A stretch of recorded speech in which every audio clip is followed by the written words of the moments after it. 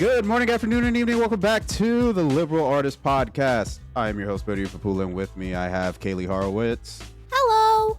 And Andy Gibby Gibson. America! Fuck yeah! Yeah. Coming again to save the motherfucking day, yeah! I don't want to acknowledge that movie's existence. Yeah, I just take the song away from it and forget That's like what everybody no, does. that dumb puppet can. movie exists. My understanding of it is just from YouTube videos in like 2007. That's the extent of that right there. The song that fed 1,000 YouTube poops, basically. Oh yeah, like nothing more complicated than a slideshow built on PowerPoint with like unregistered hypercam number 2. The good stuff. I guess. Good quality YouTube. It's America's birthday. Retroactively, because you're seeing this, listening to this on the 6th. We're speaking to the future, just a little. Yeah. Wow. How are you guys celebrating Independence Day? You know, probably going to do my duty as an American and find the tallest parking garage that I can to try to find the most bootleg fireworks show that I can possible.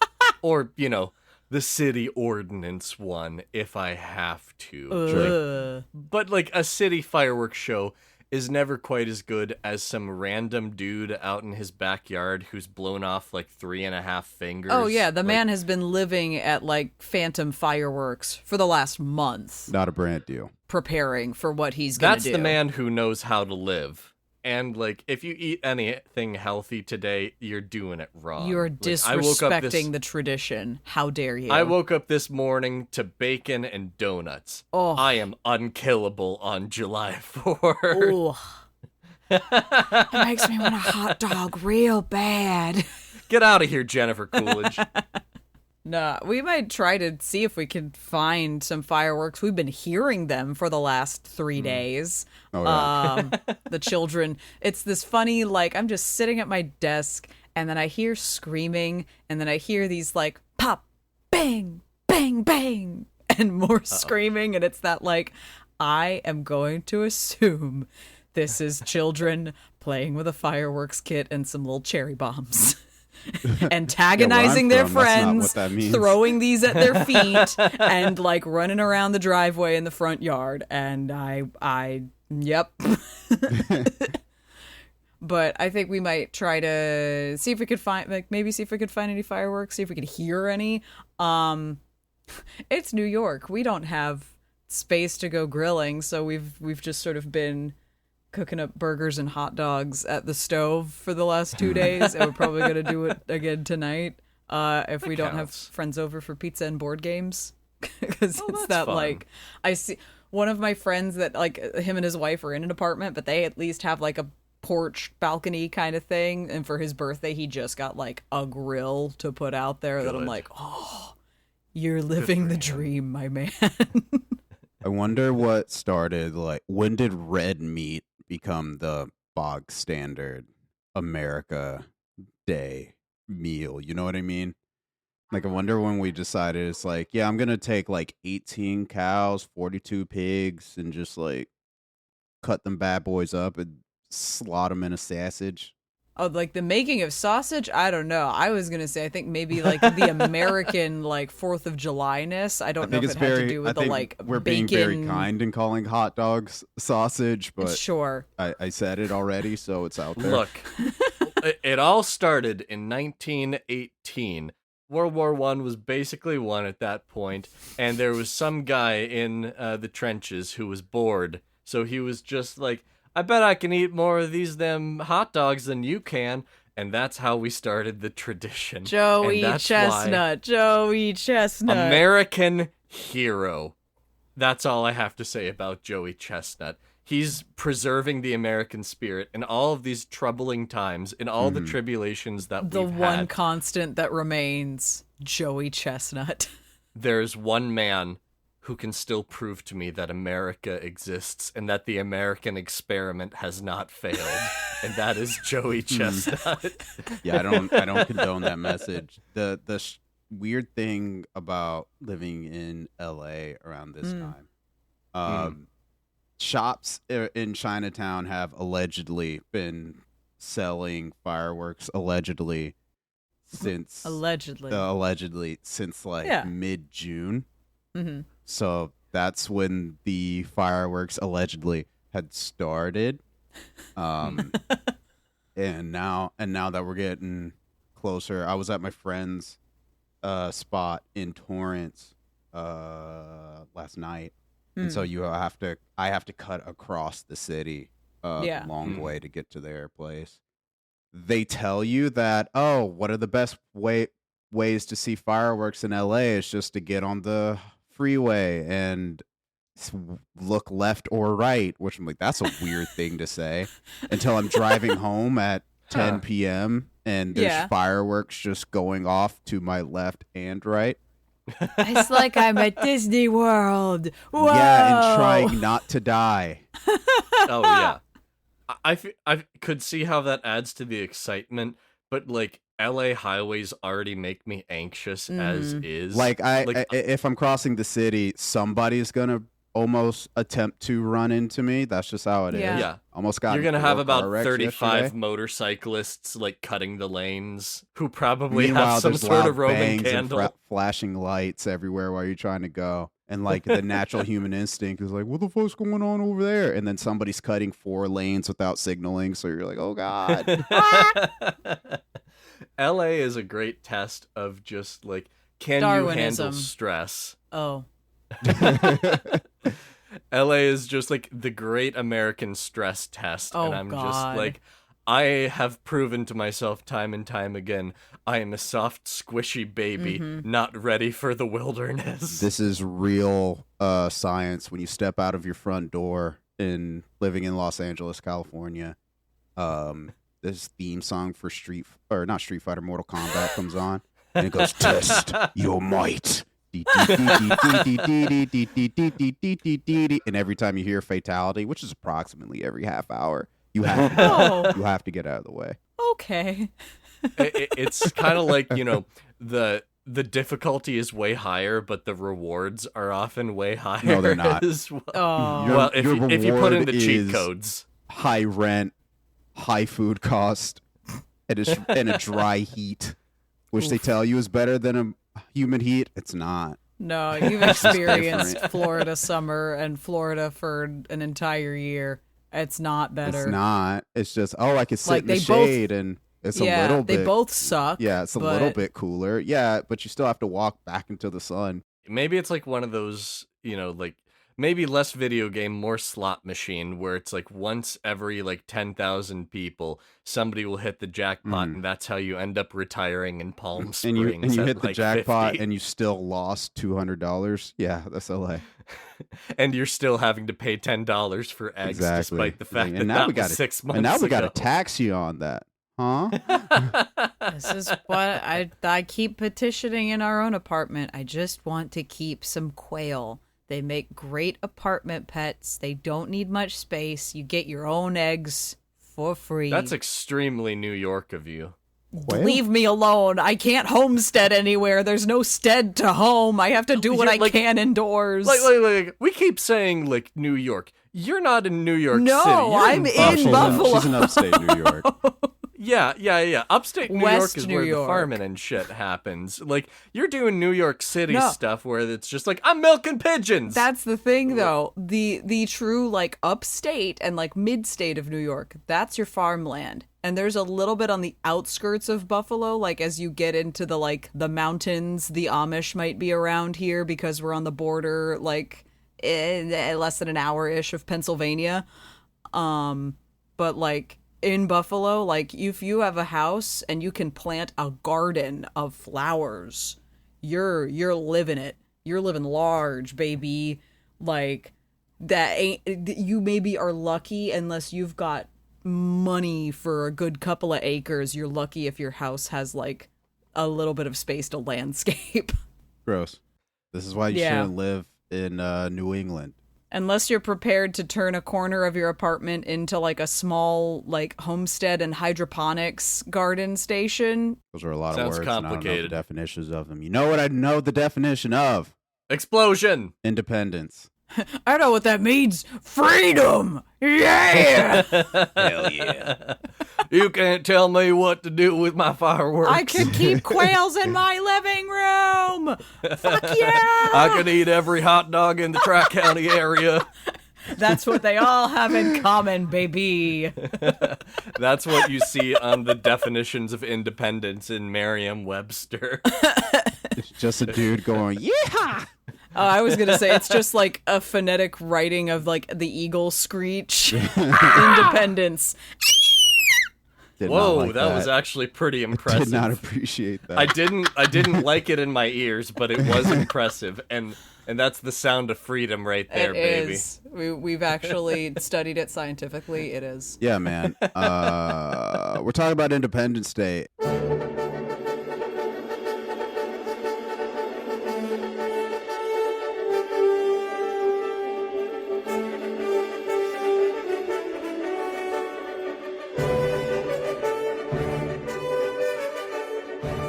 And in a broader sense, the summer blockbuster in general, right? Because it's about that time of year. The Independence Day movie, 1996. Will Smith. Who the fuck else is in that movie? Everybody. Jeff Goldblum. They're the biggest names. Yeah. You've got Bill Pullman. Like I had a picture of the cast here. Vivica A. Fox. Ugh. Like also shout out Mae Whitman, one of her first acting roles. That's fucking Katara right there. Oh my Show god! some respect. Yeah. No, I completely That's forgot Katara about right that. there. All the respect her, to our though. waterbending master. Don't know why you'd name a kid Patricia in the 90s, but go off. It's been described as a Roland Emmerich cast of thousands. Yeah. There's a fucking ton of people. There's a lot of including extras. Randy Quaid. Yeah. Yeah, this movie's kind of all over the place, but it's a good 100%. It's a good starting point to talk about summer blockbusters, the big movies that come out in the summer, and blockbust, I guess, or bust blocks. Blocks. Which is a phrase I don't understand now that I'm thinking about it. Gibby, film history mode, go. Fuck if I know. That's just something that I've always accepted. Yeah, like it's just a word. I don't know. Yeah, it's this thing. It's just what is a the word? thing at I don't that know. point. It's like, why do they call a hot dog a hot dog? I don't know. Was it made out of like a dachshund at one point? Fuck, I'd rather not find out. At one point, Bo's been having them LA dogs. the LA dogs. They're made of dogs. How about them dogs? How about them dogs? So I think the best way to sum up this movie is this is a big, dumb movie. Aliens. And it rules because of that. Yeah. It's just the Nat Geo guy, Aliens. That's it. That's the movie. It truly understands the assignment. Yes. That this is going to be a big dumb movie, but I will say this. It is a big dumb competent movie. Yeah. In that you have clear setup, you have clear character arcs, and there's a lot of them. There's a ton of them. And resolution for all of them in, slightly different ways. Can I get this out of the way early? Sure. So we don't dwell on it. The movie's too damn long. Oh, yeah. Sure. 2.5 hours. 2.5 long. hours. That's stupid. 90 minutes, crisp. Get it right, Hollywood. The late 90s was just like, we're gonna you want longer movies? We're gonna keep going longer and longer movies. Independence Day. Will Smith doesn't show up until 30 minutes in. Yeah, and you're like, the movie's almost a quarter of the way done, and then Will Smith wakes up for 20 seconds and goes back to bed. And you're like, what? Yeah. I thought this movie was about him. He's barely if I in the remember movie. correctly, he was most of the marketing clips and trailers, right? It was that, look at him, it's America's favorite boy, he's back. And he's a Marine. Haha, woo!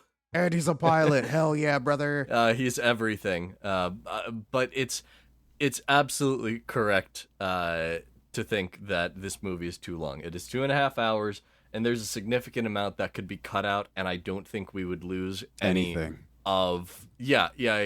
Think about, like, all of the scenes of build-up that we have, you know, in the cities with, like, the aliens coming in and everything. Think about the scenes, like, with, like, nuking the aliens when it's just like, dude, we saw, like, an hour and a half ago that the missiles don't work right here. Like, did you really think that, bigger bomb, that's the way to go? That's the American way, baby. Use more bomb.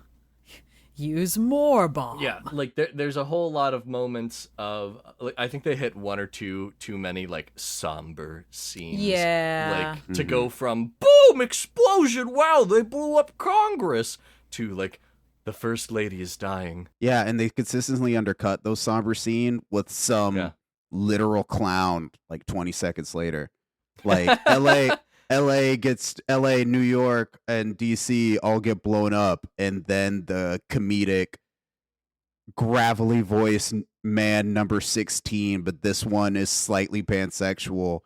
Hey, that's Harvey Firestein. You better watch yourself right there. That's a Broadway legend. He's from Hairspray. Everybody watches all their families die, and then I'm not Goose pilot number 2 is like, I'm impersonating a reverend. Let's go be American That's pilots. Harry Connick Jr. You can make fun of Harry Connick Jr. He's fair game. He's a cool guy, but we're not going to hold him at the same standard as Harvey Firestein. Right. Like, that guy's a Broadway legend. Harry's pretty cool. Yeah, no, but it was just... That one made me sad, though, just because I was like, this is probably the only queer-coded character in this entire movie, and he dies in the first 90s, wave of explosion. Kaylie. I know it's the 90s, but it irks me still. They are there to help help the straight white lady or to die. Yeah. Kill that's your gays. all you get. Yeah, exactly. That's what you get from queer characters in the 90s. Seems like the movie, but it seems like the movie wants to have stakes, but doesn't want you to live in those stakes for too long, right? Because it's always introducing these characters, whether it's one of those two characters, whether it's the Jewish dad, the weird, the hippie scientist, right? It introduces these characters who can immediately slice the tension in half, and then we'll go back to a tense scene, and then Jewish dad talking to the president comes in and says something, and we slice the tension again, just so you don't, I guess so the viewing doesn't get too tight. You know what I mean? The audience doesn't get too tight. They don't get too tense. That's the word I'm looking for. No, none of that. Well, yeah, it made me laugh. Like, I hadn't seen this movie in a good, 10-ish years or so, rewatching it last night. And it made me laugh just going from, they blew up your goose. They blew up your partner. What are you gonna do? How are you going to emotionally grapple with this, Will Smith? 2 minutes later, welcome to Earth! Yeah. No, that's something that I've always found weird just in terms of, editing tone. And sequencing and tone is that, because his reaction in that moment is, devastating. We don't get half of his face, but you can see it in his eyes. That's just, heartbroken emotion. And then but then he still has to deal with the alien canyon chase. Whoa.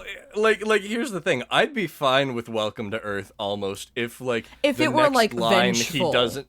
If that was the next beat, is that we lose quote unquote Goose.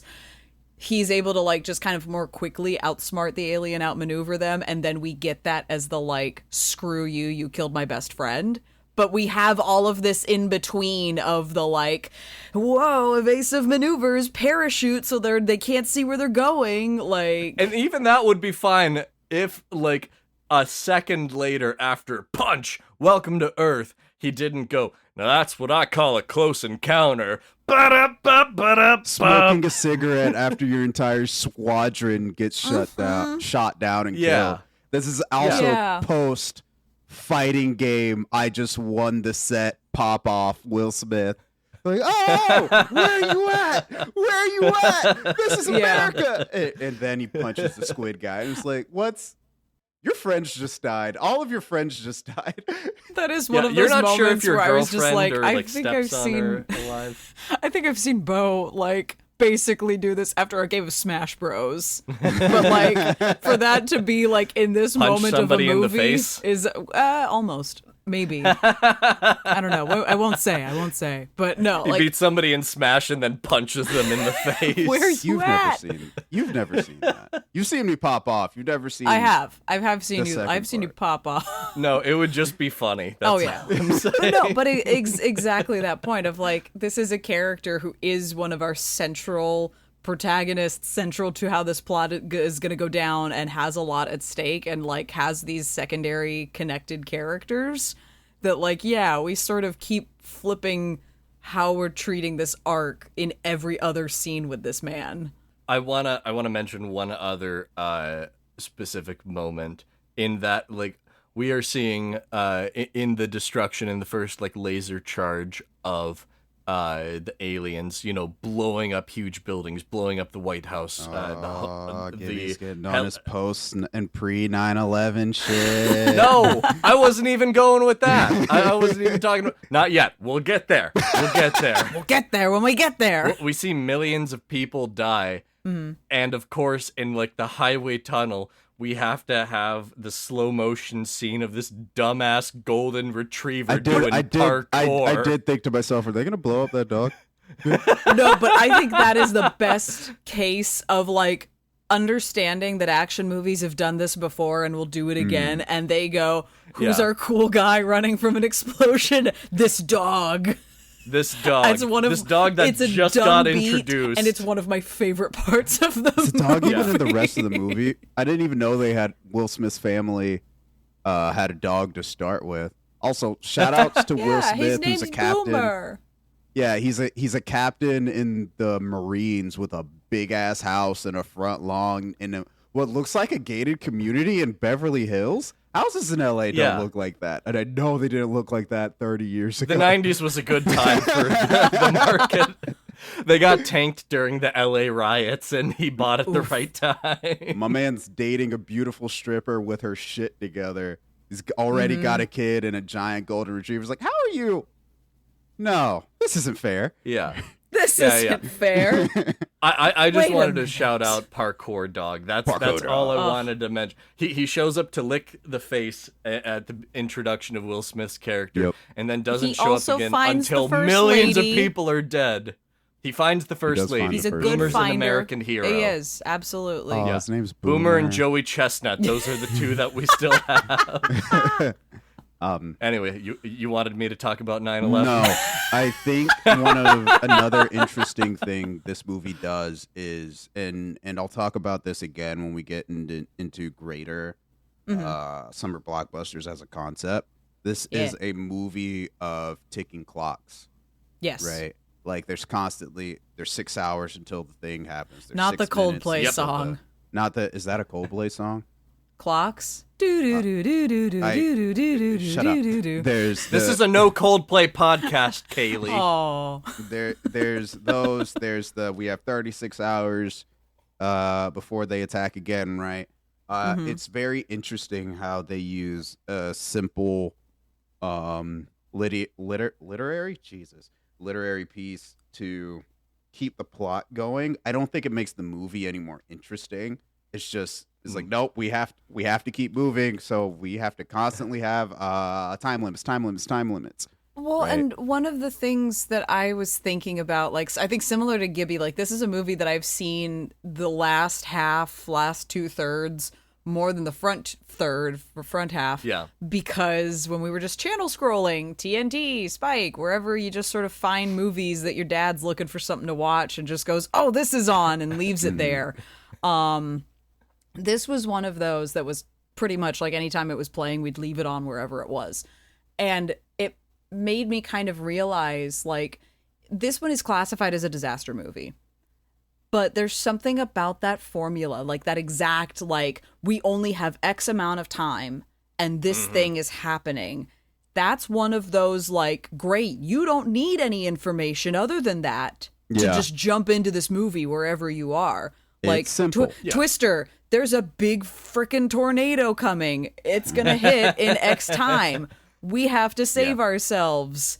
There's aliens. Clearly, they're gonna destroy the world. They've already started. They're gonna do it again. We have to stop them. Like, anything that is sort of humans versus some force of nature. The easiest thing you can do with that is there's a time limit, and that's what has to drive everything forward, and you don't need any other information. It's not a spy thriller. There's not political intrigue. You don't need X amount of information at the start of the movie. You just jump into it and go, oh, okay, and you figure who everybody is out along the way. Yeah. It's the equivalent of having like a force of nature that we can put a key into and unlock and like solve the problem. Like it's I will enjoy this movie despite how dumb it is, in that they're just like, I'm Jeff Goldblum and I'm going to give them a virus, despite the fact that our computer technology is not exactly the same. It'll work because I have the magical 90s hacker laptop that every man was connected to the internet on the freeway from between on the fucking Jersey Turnpike. I was like, I can't do that. He went to MIT for 8 years. It's basically the same as being a wizard. It's 96.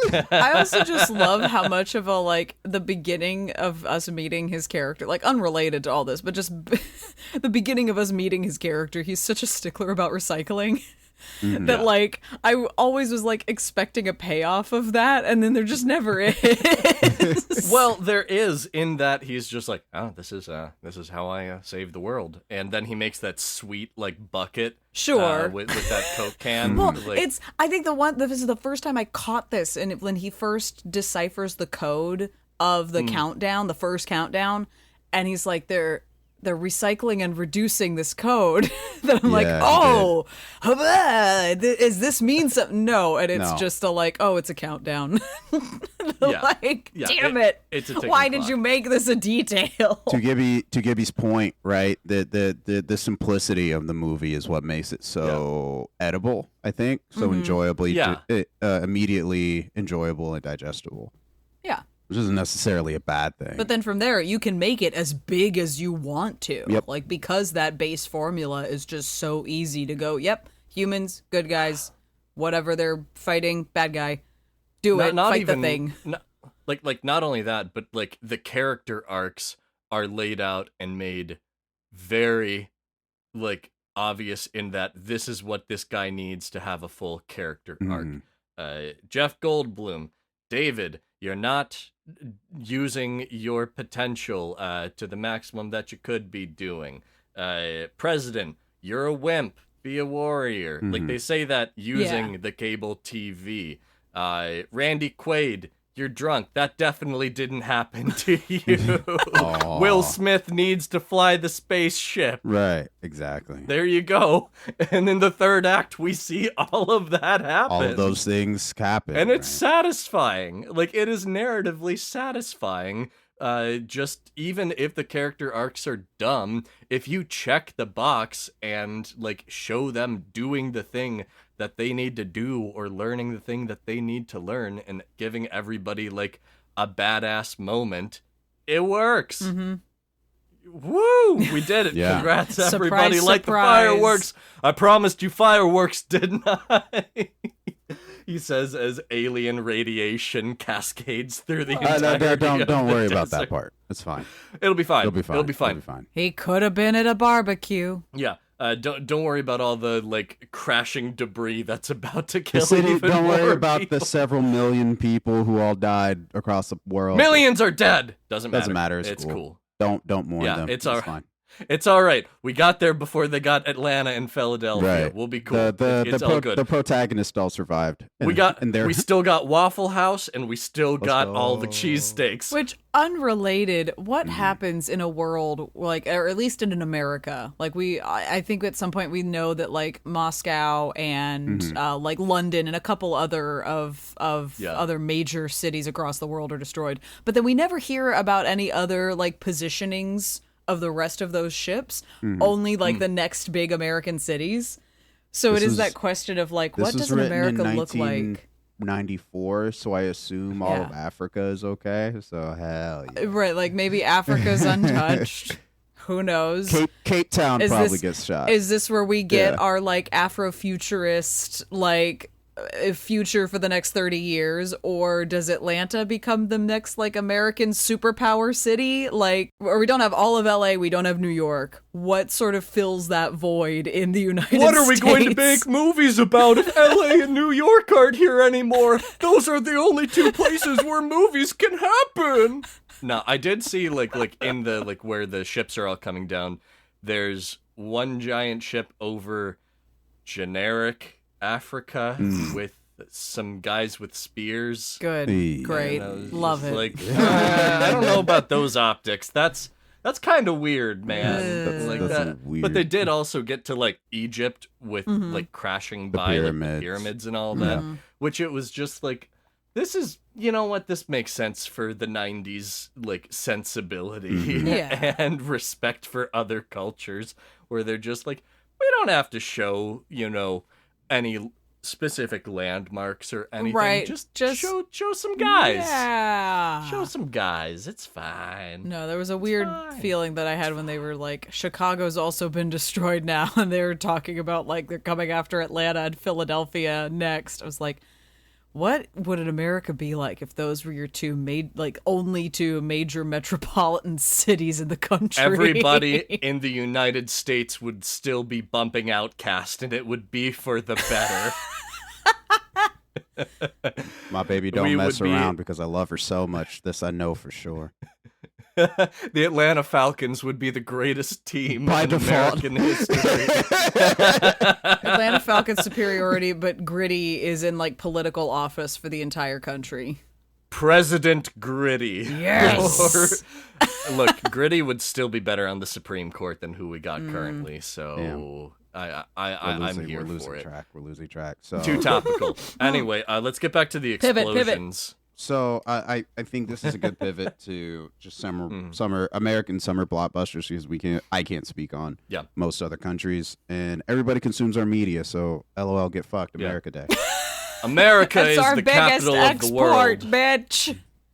What's that Yu-Gi-Oh YouTube poop that's just like every country in the world belongs to America? That's Yu-Gi-Oh abridged. That's Bandit There you Keith. go. Is what you're looking for, and we've isolated. It's all our territory. We've isolated our entire listener base. If you haven't already gone back and listened to the 4Kids cast of characters singing the national anthem, here's your reminder to go find that video all the today. Anime characters sing I forgot about that. I got it on my feed first thing this morning. Pivot back. So I think we've kind of danced around it. But when we talk about summer blockbusters, like big Hollywood movies, right? The ones that come out, we say between like June and September, because that's when everybody's at home. That's when people have the most time to like go to the theater. I think there are a lot of qualities that in this movie, in Independence Day, that expands to all of them, right? I think the biggest ones that I've noticed are the stories are simple, right? They don't really ask a lot of the viewer in terms it's of spelled out. Yeah, it's not like you're gonna go and watch like Moonlight or something, right? We're not gonna do like a big for your consideration. Now sit here and be really, really sad for 2 hours. Kinds of movies. The Lighthouse. Yeah, exactly, right. It's not movies that are going to challenge your sensibilities, which is fine, right? Yeah. My favorite movie of all time, Who Framed Roger Rabbit, is qualified as a summer blockbuster. Mm-hmm. You know? Yeah, which it showed up as the #1 movie of 1988. Because it's fucking rad. Deserved. But these movies are big, they're bombastic, and they're really, really digestible, right? Mm-hmm. Big, dumb, loud. I don't even think dumb is necessarily some of them, but not all. The right word, because there's some are dumb, not all. Most are dumb, I think. Because there's also like horror, big horror movies mixed in there. There's We can have the is a thriller a real genre argument. Not later. again. Not this No, conversation we're not Do that again. later. We're not bringing that off-camera argument. We've been to having this good argument for place. a month in our I friend think so, group. and I think it's an interesting thing to talk about. I think it would Another be, but then I'm time. going to show that I'm not really a movie scholar and that I'm just an average popcorn eater. No, his credibility tarnished. He's gonna expose me. Nah, but like Let the us summer know if you want us blockbuster- to expose Gibby in a is a thriller a genre episode. Please comment and leave a review about that. Thanks. Bye. Yeah, the blockbuster is ongoing. It's different than it was, but it's still ongoing because like we are familiar with the set pieces. We are familiar with like here's your hero, here's like the gigantic world-ending problem, and here's how they're going to fix it at the turn into Act 3. Like if you get a couple of stars and you get a slightly different formula or problem that's occurring that's still somewhat realistic but like mutated, Yeah. people are gonna see it. Yeah. Like people are, like we said with Twister, that's kind of like the iconic disaster / blockbuster movie of just like, hey, here's a big problem, a twister, but one that basically has a vendetta. It's a tornado. A tornado that's specifically going after our characters to be it's like, gonna fuck it's people on up." sight, bitch. We're gonna. If I see you in Oklahoma, you're dead. You and me in the parking lot now. Seeking Twister. No, but there's so the first summer blockbuster was Jaws, 1975. Yep. Yep.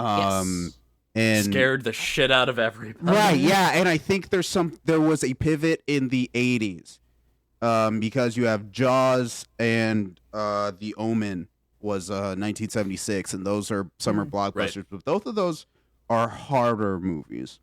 Yeah. Yeah. And then And in Jaws the 80s, wasn't even like intended to be. It was just Spielberg sort of like, I have a weird shark movie idea. yeah, And we're supposed just to be gonna scary, right? we're gonna go. You know, it was supposed to be scary, but like it wasn't like I it have a wasn't shark designed puppet to that be, doesn't Yeah, work. but Yeah, then it wasn't then- designed to be horror. It became it because Yeah. it was terrifying. But then Star Wars and Grease Yes. come out, and we say, Yeah. oh, those movies out of nowhere made stupid cash. And I think going into the 80s, we were like, Indiana oh, if we Jones. if we just make like- action movies and big, easy to watch, like here's comedies. $50-60 million. Go for it. Have yeah, fun. we kind of took the it's something you see in staged production too, right? If you have either people singing and dancing, or if you have motherfuckers yelling at each other, if people are being really loud, everybody's going to be engaged because that stuff's really Yeah. easy to comprehend, right? Oh yeah. And from there, there's a couple of things that kind of step on that norm. Spielberg comes back again with Saving Private Ryan, but people don't. Yeah. People talk about how good that movie is, but I feel like, at least in my personal life, people don't really talk about watching it. It's just one of those movies. It's a reverent thing. Yeah, Yeah, it's no, one of you're those right. movies I we all bet it's- recognize as good. So Yeah. nobody's like, "Hey, you want to watch Saving Private Ryan?" It's like, no, that movie's a bummer. What do you mean? No, what's wrong with you? Exactly. God, are you okay? But if you're like, "Yo, slap on Avengers on the screen," people, yeah, sure, fuck it, whatever, right? You know, that's an interesting like thing that I'm seeing with kind of the 30-year cycle between like the 80s and like the 2010s and all that. Mhm. Like I saw a lot of the big movies in the 80s specifically are those big like franchise. Yeah, like here's the franchise films. starters as like Yeah. they were really good. They didn't have Yeah, to be like complex. They didn't have to have all these like backstory and whatever's. Just here's Yeah. great characters and a engaging plot. Yeah, like how the number one movie of like multiple summers in the 80s were either like Star Wars or Indiana Jones movies. Like and I find it interesting that like we get those sequels and familiar characters in new situations. We see that, 30 years later with the MCU and all of the franchises that are trying to really blow up there, versus like the 90s are like the first movie in a franchise. Like sometimes just straight up independent ones are like the number one movie of the summer. Independence Day. Independence Day, Men in Black, if we're going to talk about Will Smith again. Titanic was also a summer blockbuster, Titanic wasn't was it? a summer blockbuster. And then like I saw other ones on the list. So was Spice Girls. Yes! Spice Girls! Shout out to a couple of weird ones. Like, of course, there was like Jurassic Park, Yeah. but there was also like Lethal Weapon 3, which I was just like, that feels like an outlier, but I don't know. This one feels wrong. Can we get someone to was the review fact these numbers? It was the fact that Lethal Weapon 1 and 2 weren't on there. Yeah. That was just like, That is Why is weird. the third? Were any of the Matrix yeah. movies ever summer blockbusters as well? I don't know if they came out in the Because that's what I couldn't remember. I feel like that was I winter. thought at least one of them was a like summer movie, even if the others didn't follow that. I don't know. The first Matrix came out in March. So no. Huh. March 99. that feels even weird. It Yeah. does, right? With how big those movies are. But again, Weird. To our own point, Matrix was, though it still has all these qualifications of being easy to watch and kind of dumb, Matrix does at its core try to make a statement about stuff that's relevant right now, right? About the advancement of technology. We are and in a simulation. And over reliance on technology, but ultimately it's about people trying Kicking ass. kicking Doing ass, triumphing sweet over kung it. fu moves in Yeah. slow motion. Yeah, getting straight up isekai'd. And Get out. Keanu Reeves isekai. I would be there 100% for a Keanu Reeves isekai. John Wick isekai. Are you kidding me? If you die in the game, you die in real life. Wake up, samurai. We're going to a magical world. Okay. I'm gonna stop us before this gets even dumber. I want to make another mention with the 90s in that culturally at the time we didn't really have a lot of enemies. We kind of won everything. It was just It was kind of a Alexander, parade around like, we're so cool. Yeah, a lot of the 90s media is kind of like, and Alexander wept, for there were no more lands to conquer. Sure.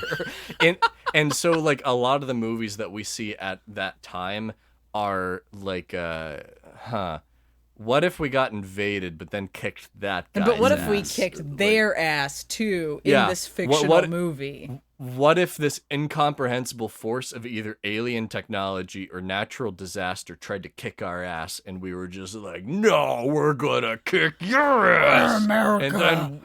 and then we do. Like there's kind of like a lack of respect for human life with a lot of movies, little, like this yeah. movie included. Absolutely. Where it's just like, blow up the thing. Our headliners survive the blowing up of the thing, but it's fine.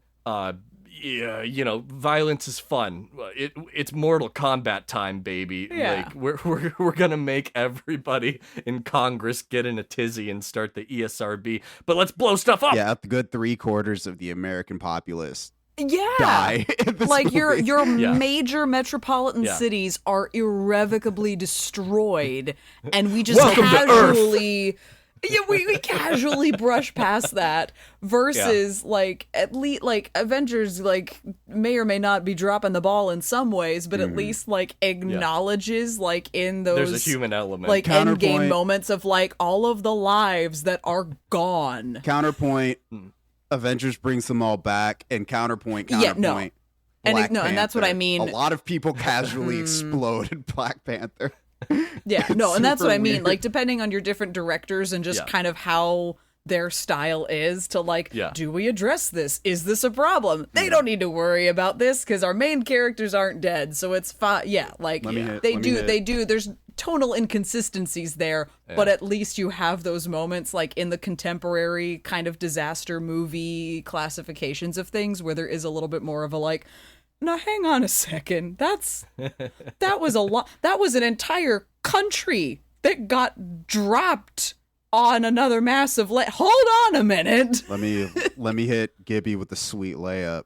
Why do you think that changed, Gibby? We need to add like a little stinger, like That's up to you, a dog. musical. I'm editor Gibby. Add a musical cue for the new sub podcast inside this podcast called Gibby Talks About 9/11. God damn it. Gibby will talk about 9/11. If I can be a bit serious for a second here. Somebody dim the lights. Let's turn this into PSA mode where I'm talking directly into the camera. No, don't actually dim the lights. Sarah McLachlan plays faintly in the background. Yeah. You hear all the country music stars that were trying to cash in on 9/11 with somber, like, acoustic songs. Of just like, where were you when the burn? Yeah. So, obviously, people weren't really in the mood after September 11th for giant blockbuster blow up the Pentagon anymore, because they had already seen that live on TV. Mm-hmm. They weren't really too enthused about that, which changed a lot of production schedules, changed a lot of promotion for movies, including in the original Spider-Man movie. Yeah. The trailer with, a helicopter getting caught by a web between the Twin Towers. They scrubbed that trailer pretty quickly. And then Lilo and Stitch changed from a plane to a spaceship because a plane going through in the final chase, Hawaii, through Honolulu, like the skyscrapers and big buildings in Honolulu. That was supposed to have been a plane. Had to change the animation. But more specifically, people weren't really into the Mars Attacks aesthetic from 5 years before of like a lady in the nursing home laughing when she's just like, they blew up Congress. People aren't really into that at this point anymore, which changes the language of a lot of disaster movies. Like, it delayed a lot of disaster movies for certain, and we didn't see those until years later. But it's like the language of the camera is much more focused on like the human tragedy, the loss of life. In something like The Day After Tomorrow or War of the Worlds, which like specifically borrows from the language visually of 9/11 footage, there's Will Smith is not there saying, now that's what I call a close encounter. Right. No, that because it wouldn't fit tonally in that, and it wouldn't be what people are really ready for. And a lot of the summer blockbusters that follow after are very much animation and fantasy, which the animation is partly due to like that's when Pixar was peaking anyway, and they probably would have been really big anyway. But also we can like destroy lots of things and have body counts and things like Lord of the Rings because that's fantasy. That's not real. That's fantasy. You can get away with it. Pirates of the Caribbean. Yeah. Who cares if we chop up a bunch of skeletons? They're already dead. Like that's 300 years ago. We're removed from that. We're able to like handle that, and I don't think... can handle skeleton pirates. I am not afraid of skeleton pirates. I don't think like audiences were ready for anything like in the style of Independence Day until maybe Iron Man. Maybe? Because that was 2008, so you were 7 years removed-ish at that point, and there's nothing again outside of that like fantasy, like even Spider-Man-ish, like there's no body counts, but there's these levels of even in reality we are still fantastical. There's nothing that really brings military firepower and like explosions back to the big screen the way that I remember Iron Man sort of being advertised. Right. Iron Man is one of those, and the other, in a different way, is Transformers. Yeah. Because that's a huge summer blockbuster. One of the specific ones that got funding from the United States government, and because they got funding, the United States government had some control over the writing and how soldiers were presented on screen. that makes And sense. despite the fact that the populace was pretty tired of war on terror and everything, they were still just like, we can get the jingoism in, we can get the propaganda in. Let's do it with these Hasbro robots. These Japanese robots. Hasbro robots, Megan Fox, Shia LaBeouf. Good Go. old American soldiers. Here's Optimus Prime stating the Gettysburg Address. Well, yeah. So we 7 years ago. we really like weren't ready as a culture until years later to start like seeing that level of destruction and that level of like loss of human life, at least in a grand scale. Yeah. Like what Again, we had still witnessed fantastical, is- still not Yeah. like hardcore like action movie hero kind of. and even in something fantastical like Spielberg's War of the Worlds, like the audience response was really negative at the start because it was too real, despite it being all about, you know, tripod alien invaders. Yeah. Like you still had directly borrowed like shot for shot style of like people dying or like witnessing the wreckage of these attacks. Because and that everything. was And the sort of people attempt. didn't like it. Yeah, that was the attempt to Yeah. like bring something like Independence Day back into the film cycle, and it didn't go well. Ready. We were Yeah. not ready for that. No, it's a weird like. Okay, not yet. Finger over the button. Transformers. Let's Yeah. do it. Finger over the button, sweating profusely. Not yet, Ferb. But I think there's also there still has to be that aspect of, to Kaylie's point, the violence, if there is to be some, has to be so either so grand or so far away Yeah. fantastical that it's Yeah. virtually incomprehensible, right? Yeah. Like yeah, you can't like you throw a bunch of aliens in Avengers, and it's like, all right, we Well, can you- do well, this, even despite when the it's fact not, that you're blowing even- up New yeah, York. when they're blowing up New York, LA, and DC at the same time, that's too many people. Your mind cannot conceive of that destruction. Right. So you could then Yeah. go jump on to the Will Smith and his stripper girlfriend are happy, you know, side plots, or Jeff Goldblum rekindled his lost marriage, and right. I think I would like to renew some. Anything Gibby can do to Life get his Jeff finds a Goldblum way. impression out there. I don't think, and I want to use this as a closing, I don't think these kinds of movies are necessarily a bad thing, because I think, especially when nerds get caught up in their, well, here's what's wrong with this movie in the story and the plot, you know, the stuff we Cinema Sins number 7. yeah. I mean, but it's the bullshit that got us to do this podcast, right? I think we get lost in the delight, or we lose the delight of something simple and something mindless and something that's just easily digestible, right? Because Like Avengers kind of started that way, but then either you go into Infinity War with that sort of like, if you've been following the movies, maybe it's not as or maybe it's easy to follow along. I think Marvel but has sometimes you go lost that. back. I know, but like sometimes you go to those and it's hard to enjoy that, even if it's just the good guys versus bad guys, because you have all of this interstitial like stuff in between. I think the best example in modern movies is the Fast and Furious series. There's like God. 15 million of these things. Family. They're all I don't understand stupid. how you can keep making just fast cars more complicated. They Like, don't. what- But that's the thing. They don't make it more complicated. They just make the scenes Then why bigger. are there so many? Exactly right. They keep the same cast, so you know these people. They don't have to go through character arcs anymore because they're are no character arcs to start with, and Whoa. there aren't any more. There's a bunch of heels that like turn face. Sure, that's the whatever. character arcs. Where it was like, I'm the bad guy in this movie. Now I'm the good guy. I'm on your team because everybody has a Vegeta Piccolo character arc. And all the movies are just fast cars, explosions, fast cars, explosions, fast cars, explosions. And you go and watch one of those movies, couldn't tell the soul what the fuck it was about.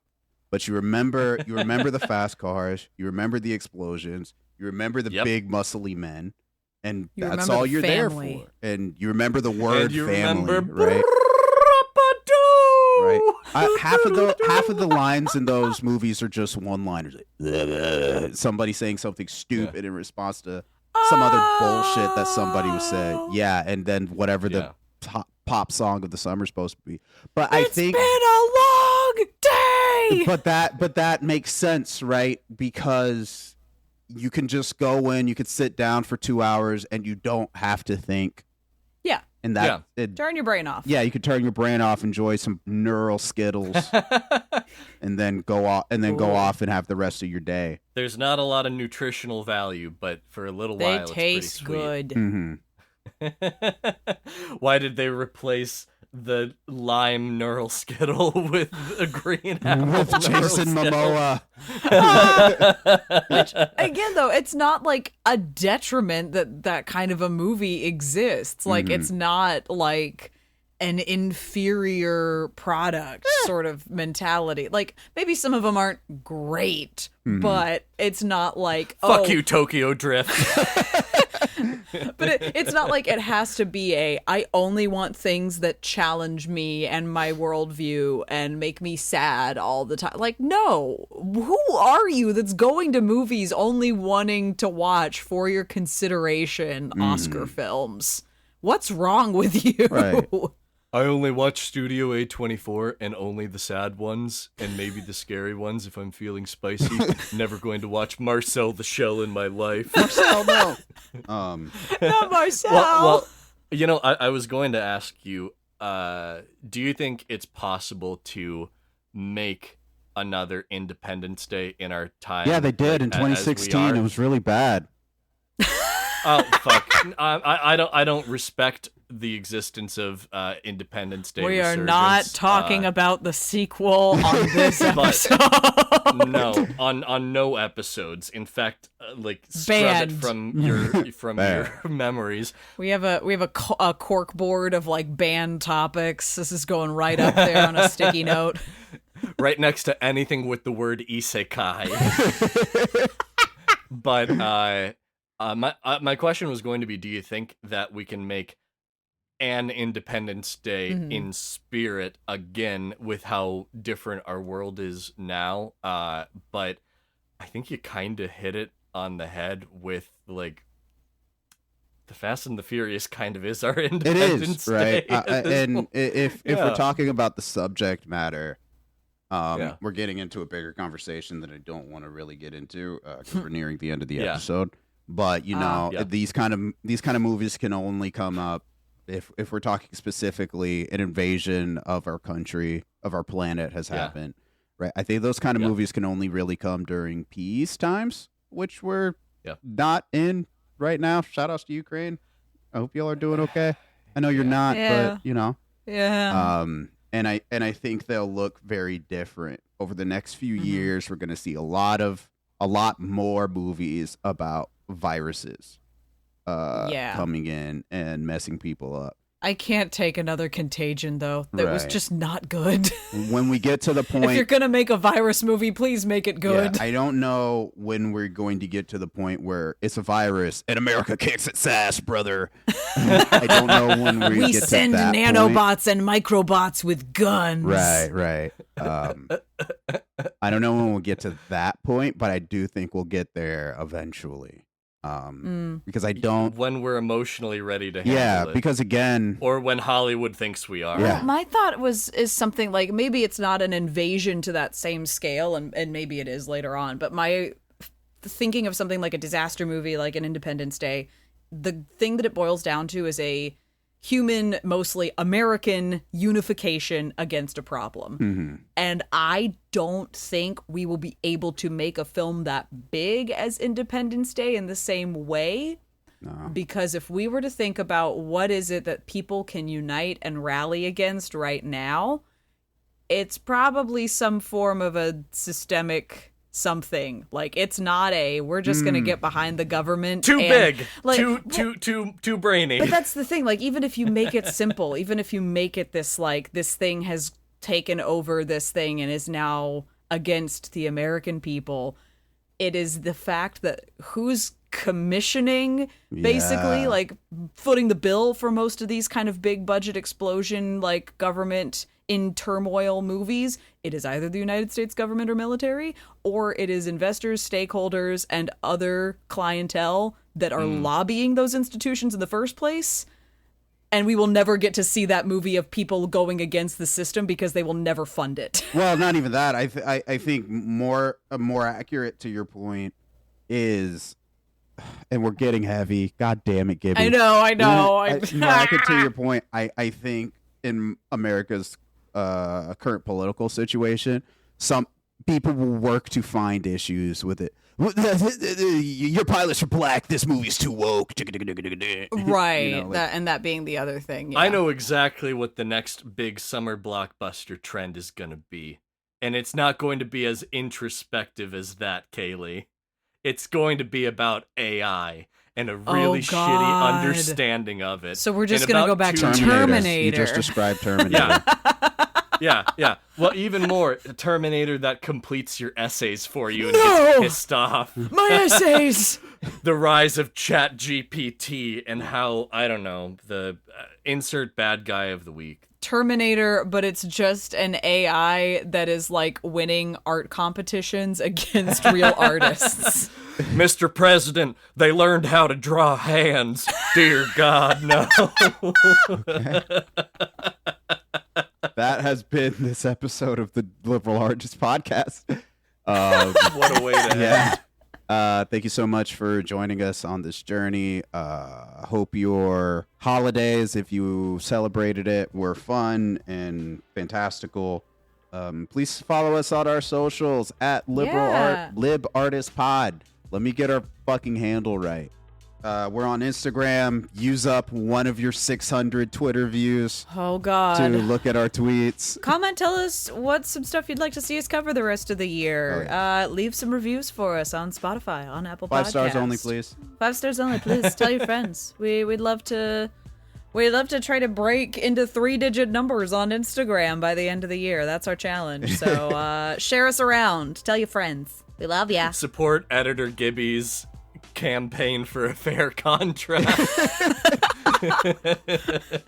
Follow so Gibby doesn't go on strike. Join us next time when we strike with editor Gibby. Yeah, that's it.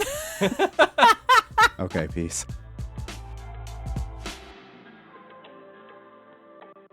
The Liberal Artists Podcast premieres every other Thursday on your favorite podcasting platform. The show is hosted by Bodio, Kaylie Horowitz, and Andy Gibson. You can find the show at LiberArtistsPod on Instagram and Twitter. Thanks to White Hot for performing the theme song Reflect, which can be found on freebeats.io. Now, I'm off to go exploring, and maybe, just maybe, I'll find a sheep that I can call my own. Good day.